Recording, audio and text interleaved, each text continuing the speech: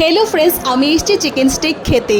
আর এই চিকেন স্টিকটাকে আগুনে পোড়ানো হচ্ছে, ধোঁয়া বের হচ্ছে, খাওয়ার সময় একটা স্মোকি ফ্লেভার আসে, কিন্তু দারুণ টেস্ট হয়েছে লাল লাল চিকেন স্টিকগুলো।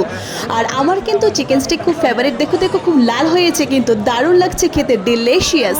তোমরা কিন্তু ট্রাই করে দেখবে কিন্তু একবার চিকেন স্টিকটা।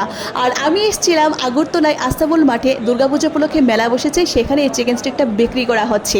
তো আমার কিন্তু দারুণ লাগে, আমার খুব ফেভারিট, কিন্তু তোমরাও কিন্তু ট্রাই করে দেখবে। চিকেন স্টিকটা দারুণ হয়েছে, একদম লাল লাল হয়েছে, জমে গেছে পুরো একদম, কি বলবো, আমার কাছে এত ভালো লাগছে যে বলার বাইরে, একদম মুখে জল চলে আসছে, লাল লাল লোভনীয় চিকেন স্টিক।